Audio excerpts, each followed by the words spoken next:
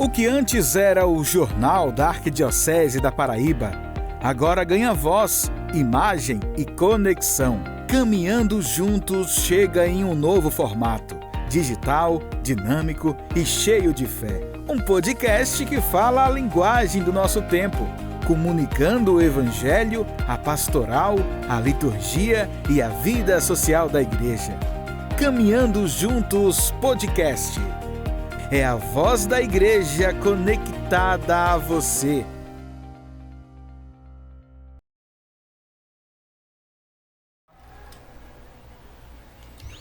Olá, meu irmão, olá, minha irmã. Estamos aqui voltando para o nosso terceiro episódio do nosso podcast Caminhando Juntos. Especial aqui diretamente da Assembleia Arquidiocesana de Pastoral, que acontece no nosso Seminário Arquidiocesano da Imaculada Conceição, no bairro Castelo Branco, em João Pessoa.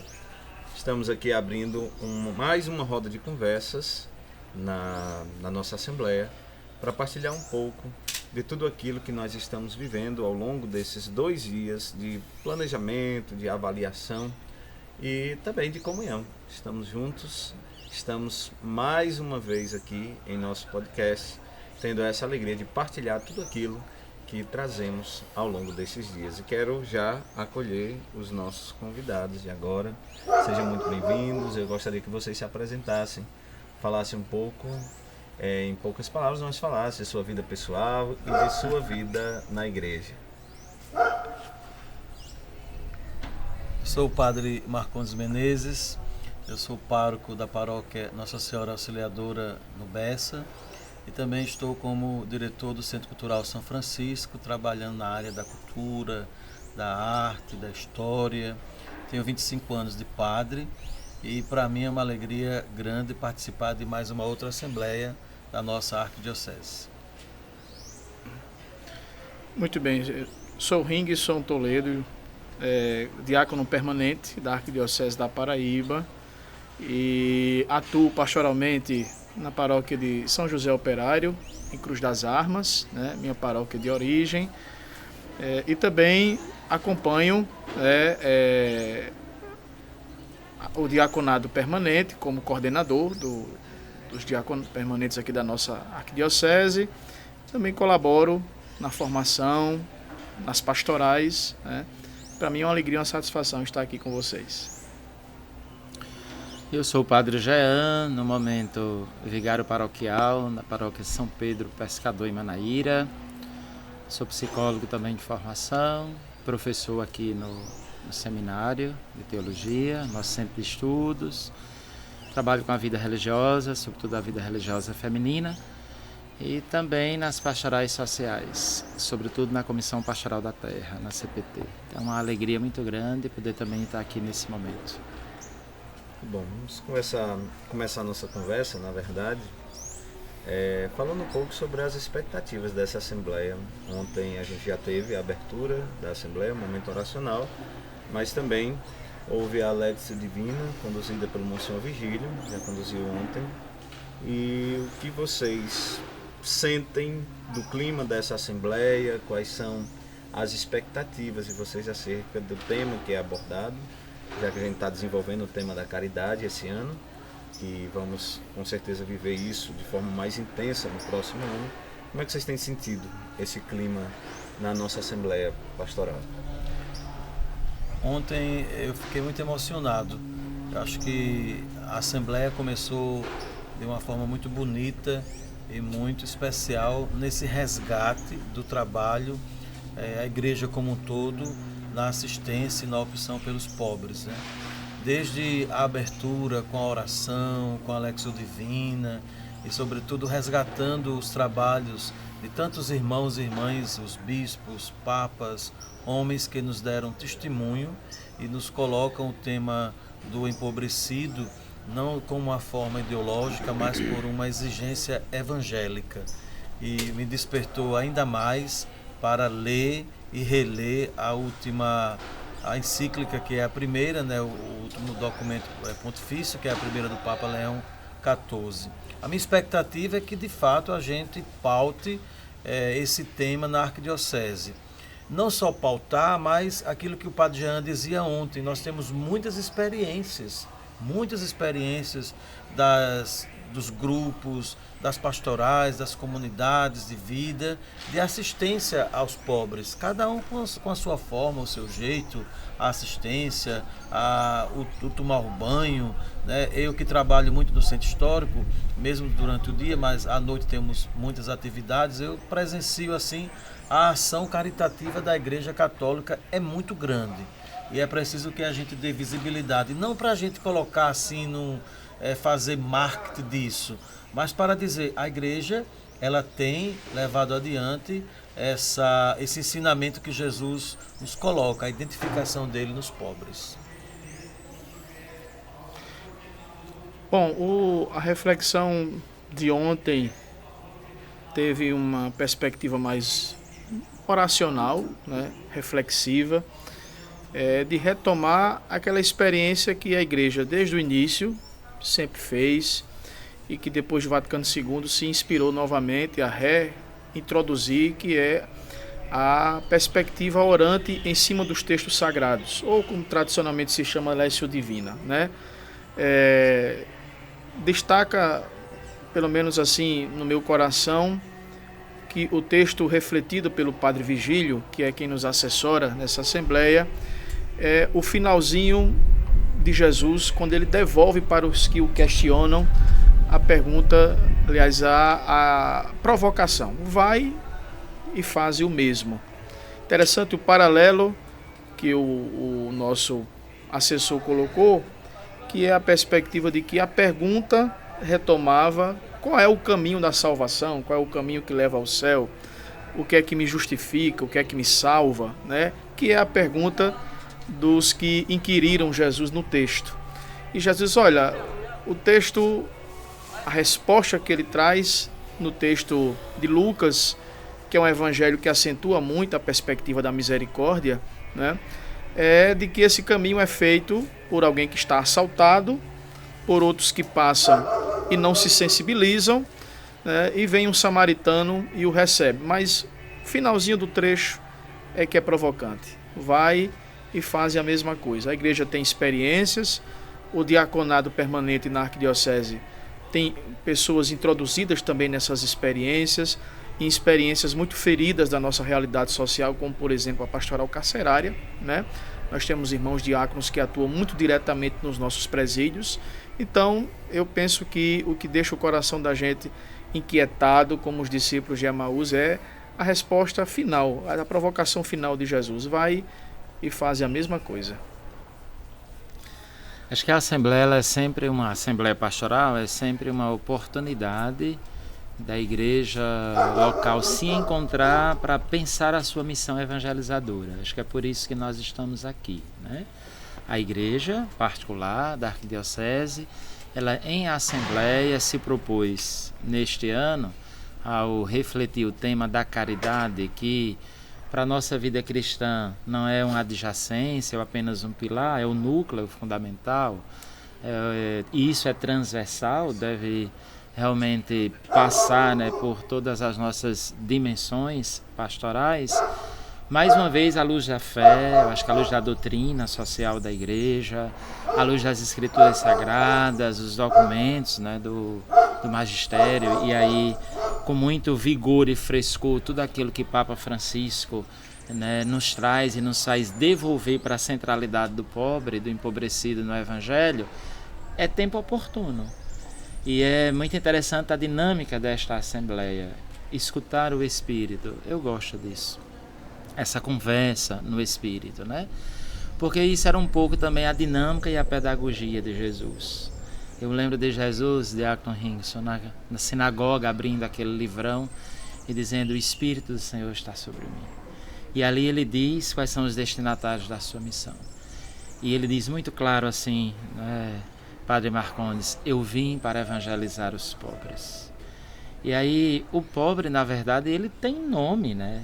ele tem nome, ele tem rosto. Eu gosto muito de um filósofo chamado Emmanuel Levinas, porque ele diz assim: deixem de tentar tornar o pobre abstrato, porque quando a gente torna o pobre abstrato, ele vai ser um discurso, ele vai ser um discurso a favor, contra, ele vai dizer, não, nós temos... E ele vem de uma tradição judaica, ele diz, o pobre tem rosto e tem nome, ora. É o abandonado, é o sofrido, é o órfão, é o desempregado, é o marginalizado e etc. Né? Ontem mesmo, quando a gente apresentava a síntese, um pouco a síntese das propostas, a primeira vinha com as populações empobrecidas.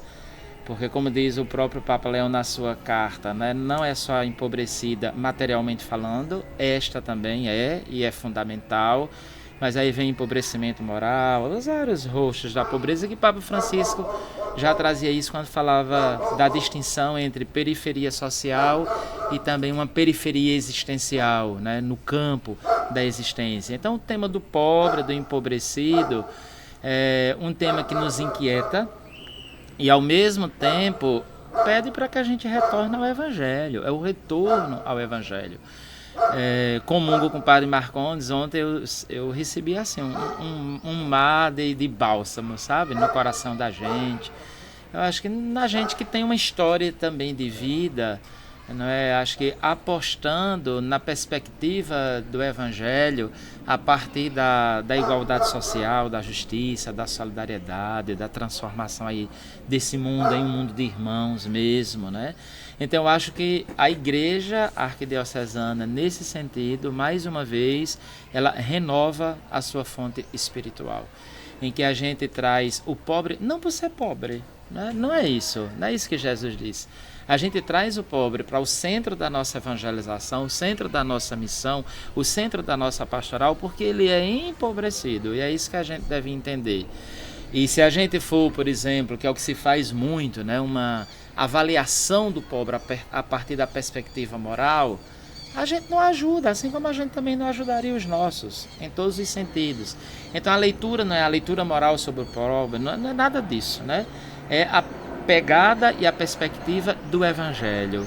Por que Jesus vê na mulher, na criança, no leproso, no publicano, na viúva, né, a pessoa do pobre?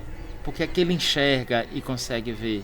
Porque tem todo um sistema por trás que o empobrece.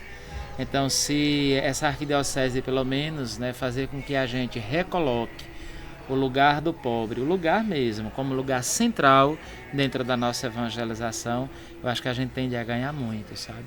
A ganhar muito. E tem uma questão que esse tema do pobre, ele é transformado em ideologia, e às vezes a ideologia política.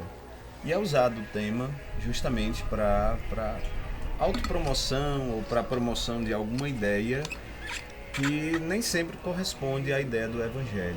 O que a igreja pode fazer nesse tempo tão difícil, onde o tema do pobre ele é marginalizado, porque também deixou de ser espiritualizado? Eu imagino que é espiritual, é parte da vocação cristã a pobreza, porque a pobreza é o estilo de vida de Jesus. Eu já falei isso aqui, a gente já conversou também sobre essa dimensão. Ser pobre é o estilo de vida de Jesus, ele escolheu ser pobre, né? É uma dimensão. Mas o que a igreja pode fazer em suas ações para que isto não se torne, para vencer essa dimensão da ideologia e se transformar realmente numa verdade, num fato, em algo concreto? Ou a igreja até mesmo já vem fazendo isso?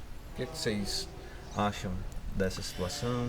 É porque o tema da ideologia é o tema das sociedades humanas, né, que está presente também nas religiões. A gente também não pode satanizar as ideologias. A gente tem que aprender a conviver com elas e, no nosso caso, recolocar teologicamente o sentido do pobre para a nossa vida pastoral. Aqui me veio a figura, inclusive, do Bento XVI, quando na introdução ao cristianismo ele diz assim: seguir a Jesus não é seguir uma ideia, é seguir uma pessoa. Isso. E uma pessoa que fez, né? Uma pessoa que de fato se encarnou. E é fazer da nossa vida aquilo que de fato Jesus fez. É claro que nós hoje vivemos num mundo de polarizações em todos os sentidos, né? A mesma ideologia, por exemplo, que condena os pobres, ideologicamente falando, é a mesma, então, que vai aceitar muitas coisas, inclusive contra os pobres. Então, acho que não é assim, nós contra eles ou nós contra os outros, não cabe isso no Evangelho. E realmente, o que nos move, por exemplo, né, em ir para a favela, em ir para um presídio... Há uma chave pastoral para essa situação? Tem que ser o Evangelho. Não pode ser uma outra coisa. Porque, assim, se só for a ideologia, isso as ONGs fazem, e faz muito bem. Quando eu vejo, por exemplo, muitas ONGs realmente na luta social, encampando a luta por justiça social, não estão fazendo em nome da fé, não. Aqui está a nossa diferença. Nós estamos com os pobres e devemos estar por causa de Jesus e por causa da fé. Então é teológico. Aí nesse sentido a gente sai da ideologia, né? A gente sai. A gente sai completamente? Não, padre. A gente não pode se iludir. Há algo que nos movimenta porque a igreja ela está na sociedade. E ela estando na sociedade, ela vai lidar com todos os tipos de classes. A verdade é essa, não é? Então, assim, a gente precisa também purificar o que é que a gente entenda. Agora, concordo extremamente com você.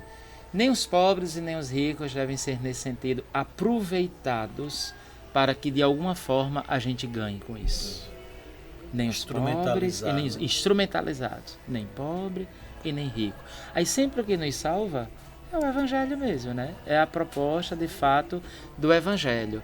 Então, eu acho que quanto mais a gente voltar à riqueza da espiritualidade, de fato, do Evangelho, a gente vai entender que o pobre ele é empobrecido e que eu devo, de fato, estar lá, fazendo o meu serviço. E só para completar, eu acho que entender que existe, em relação ao pobre, aquilo que tem que ser feito aqui e agora, onde foi dito, né? Quem está com fome não espera, e é mesmo.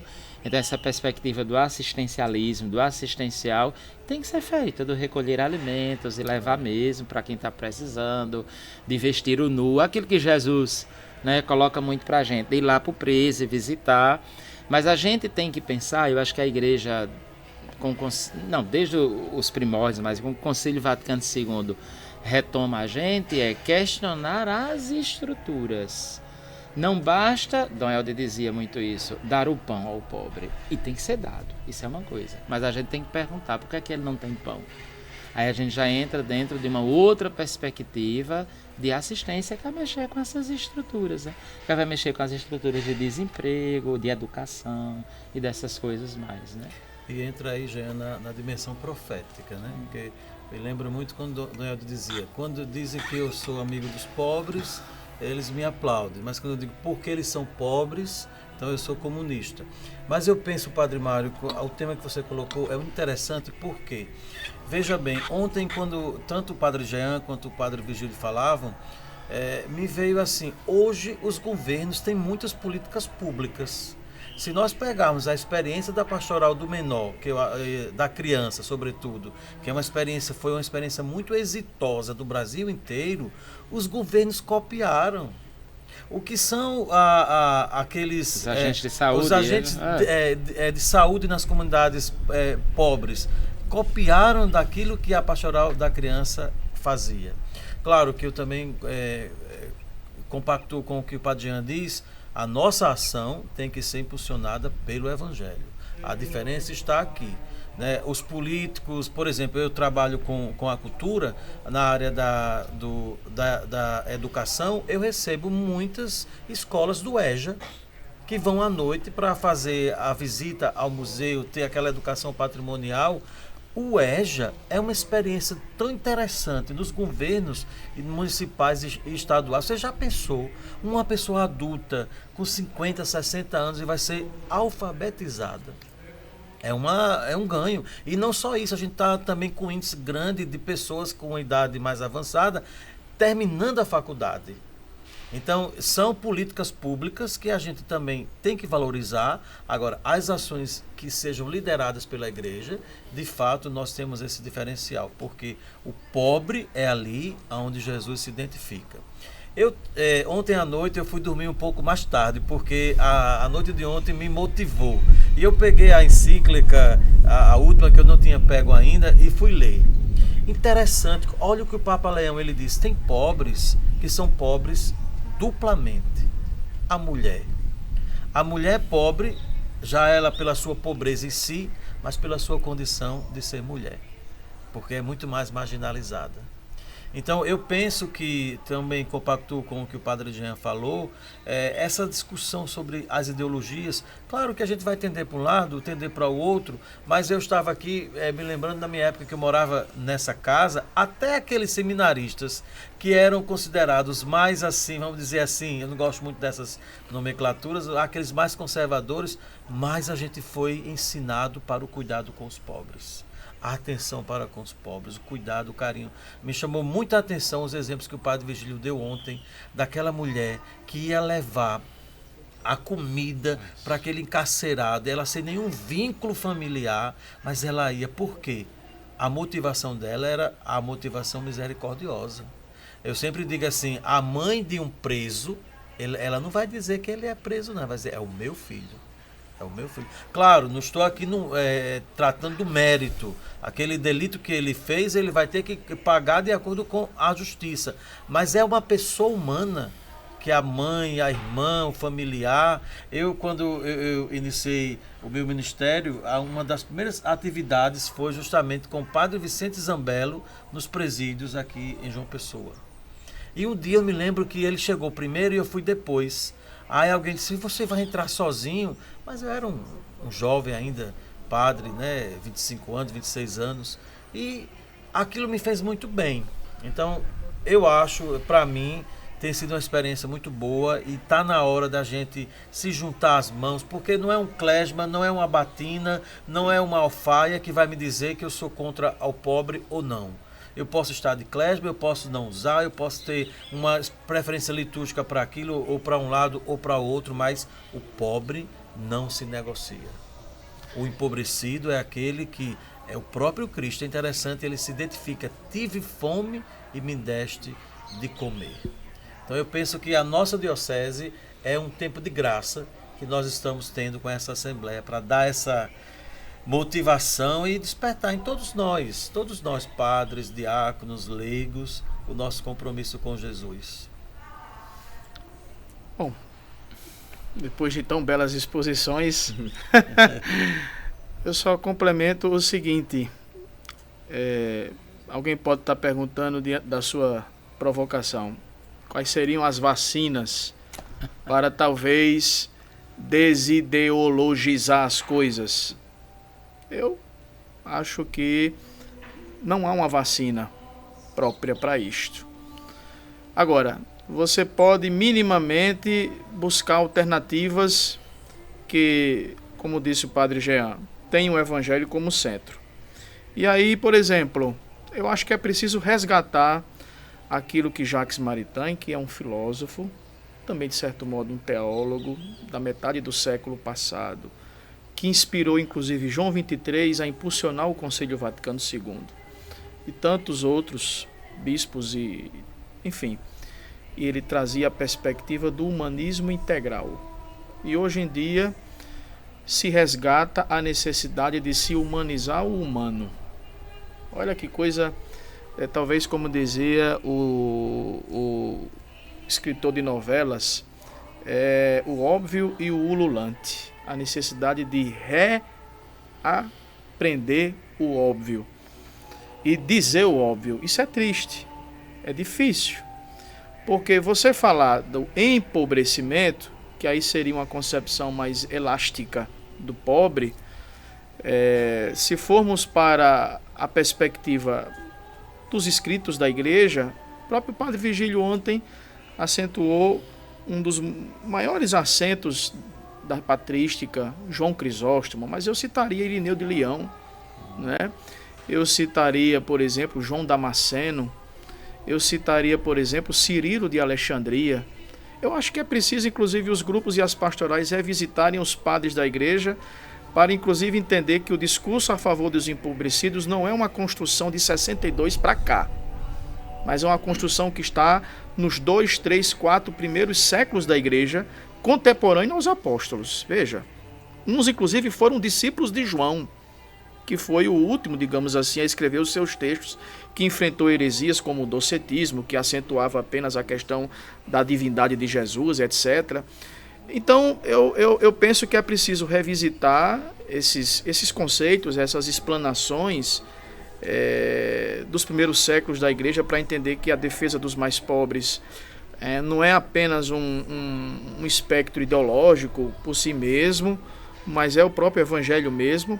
Os primeiros parágrafos 5º, 6º, 7º, 8º do compêndio de doutrina social da igreja. Um dos parágrafos diz, inclusive, que qual é o caminho que a igreja propõe para que a gente não se apegue a esses lados de lá e de cá. É os chamados verbos no infinitivo, que significa o quê?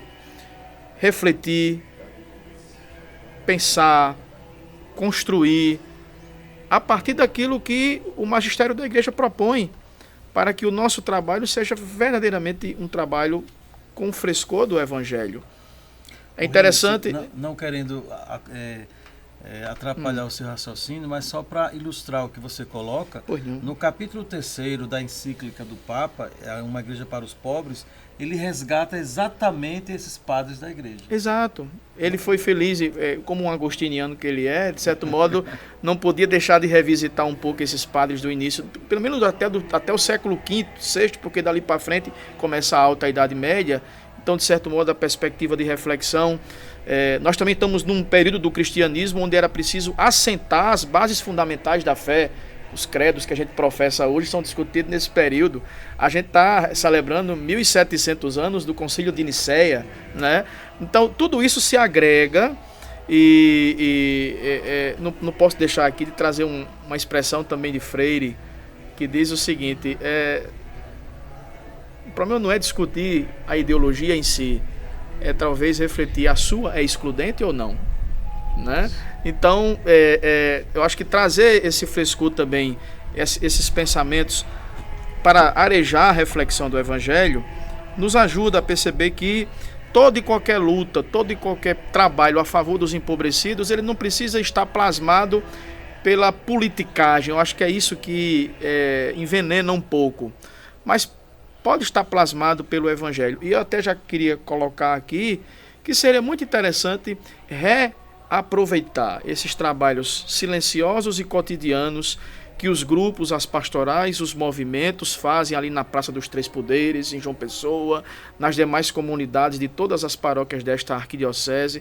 São trabalhos que não ganham mídia, né? Mas de repente, quando algum dos nossos irmãos de repente se quedam no pecado, na instituição religiosa católica, e vira como que queda de avião, toma proporções na imprensa, às vezes injusta, mas isso não define a igreja. O que define a igreja é esse trabalho cotidiano, silencioso, paroquial, diário, assistencial, que não toma os grandes horários nobres dos sistemas de comunicação. Então, acho que até esses espaços, e até queria propor, né, que esses dias de reflexão em assembleia ontem e hoje sejam, de fato, na perspectiva de que a gente possa revisitar o que foi dito aqui e implementar como proposta pastoral principal da nossa vida diocesana, né? Para que a gente não fique naquela concepção, desculpe a minha sinceridade, até alguns negativistas dizem isso e eu não concordo, né? Avaliar o que não fez e planejar o que não vai fazer. Isso é muito ruim, porque quem alimenta isso dentro do coração numa assembleia como essa, eu até pergunto e até digo assim, é preciso... Não, pode até estar, mas é preciso visitar a pia batismal. Sim. É preciso ir lá na pia batismal. E lá antes. A gente tem utilizado na Assembleia há mais um ano a metodologia da conversa no Espírito. Sim. E essa metodologia, ela pretende fazer aqui, porque hoje não é suficiente propor, a gente não pode ter propostas. Uhum. Nós precisamos convencer, chegar a um convencimento das pessoas que estão envolvidas no processo. Acredito eu que se torne mais complexo quando esse convencimento vai se dar num espaço onde todos podem falar. Se numa assembleia pastoral arquidiocesana como essa, esse processo de convencimento, ele é suficiente aqui nesse diálogo ou ele deve se estender para as paróquias? Qual seria uma via que chegue lá, por exemplo, nas congregações que já tem tantos carismas diferentes, as novas comunidades que também têm suas motivações, seus carismas, têm suas obras, inclusive obras sociais também. Como é que esse processo da conversa no Espírito pode se estender para além. Nós temos aqui, não sei se você já tem esse dado, mas foi nos informado que mais de 400 pessoas estão aqui hoje participando da Assembleia. É um número expressivo, mas não é a totalidade da igreja, não é? Então, como que a gente pode encontrar caminhos para o convencimento geral? Porque precisa desse diálogo. A gente sente que às vezes nós ainda não conseguimos nos convencer a todos. E se todos não estão caminhando juntos, a gente sabe que qualquer membro vai fazer falta. Não que a gente não consiga fazer o projeto, mas a gente precisa ir realmente todos juntos, né? Caminhar juntos. O que seria, assim, nesse caminho de diálogo, de ouvir muitas vozes, de ter em conta muitas ideias, muitas perspectivas, como nós poderíamos caminhar mais e ir adiante nesses projetos, sobretudo nestes planos que são elaborados esses dias para o ano de 2026. Mário, o que você fala me fez lembrar, quando eu cheguei hoje de manhã, eu escutei de um leigo algo assim que me chamou a atenção. Ele colocou um pouco a experiência dele e fez uma crítica em relação a essa eficácia dos conselhos nas paróquias. Ele disse: eu faço parte do conselho paroquial, mas de repente a gente sente que não tem aquele espaço onde a gente possa se expressar e construir juntos.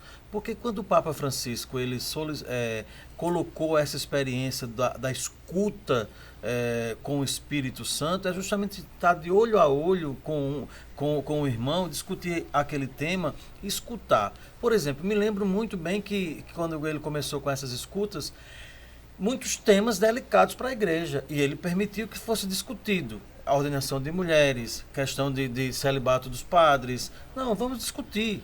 Talvez não seja o momento de decidir, mas vamos discutir. Eu penso que, em primeiro lugar, nós temos que ter um espírito de comunhão.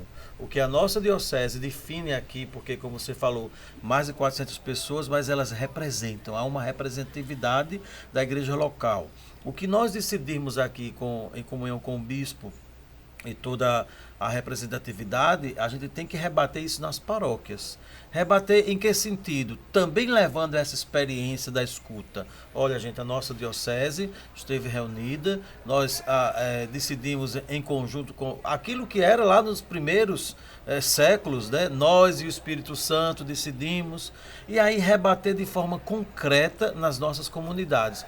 Eu penso, se em cada paróquia tiver uma ação concreta, e que tem, mas se tiver uma ou duas ações concretas simples, eu acho que já é uma ação muito eficaz. Porque às vezes a gente fica procurando planos muito mirabilhosos, grandes, extraordinários. Gente, é ali uma assistência de cestas que o pessoal tá com fome, é reunir. Ontem a Jean falava nos conselhos paritários. São tantas experiências que a gente pode rebater nas nossas paróquias, né? Eu acredito que isso vai dar uma repercussão grande, né?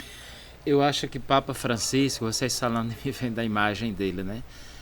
O Leãozinho chegou, mas a gente vive no frescor de Francisco também, inclusive ele, que cita o tempo todo na exortação.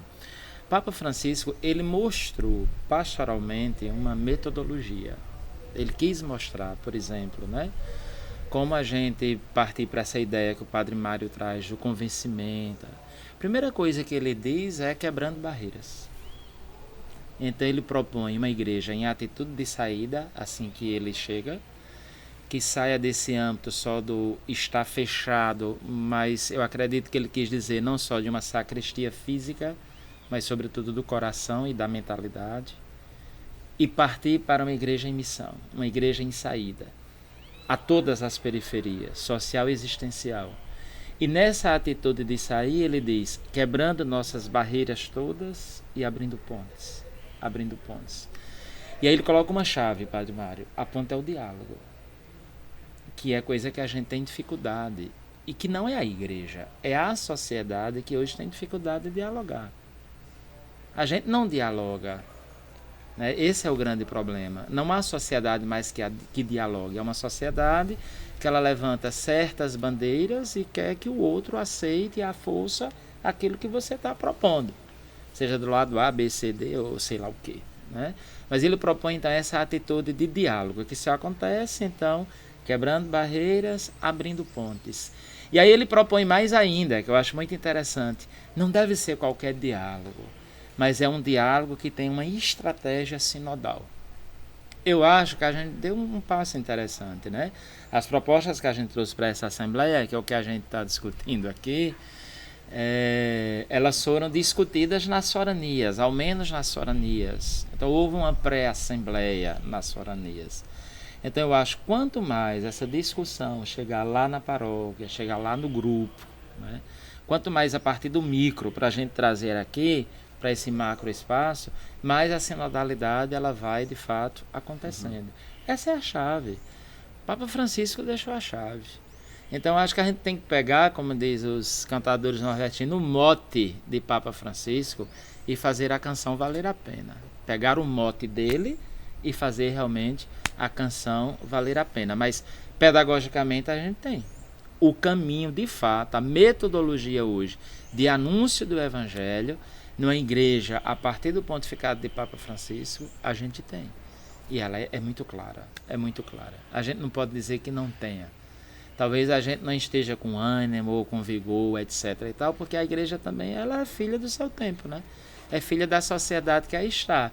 E nós estamos vivendo uma sociedade totalmente em tempos frágeis. Aquele que Zygmunt Bauman já dizia, né? Tudo é fragilidade. Líquido, tudo né? é líquido, tudo é provisório, tudo é do aqui e agora, né? Mas eu acho que tem um caminho. Se a gente olhar direitinho, tem o caminho.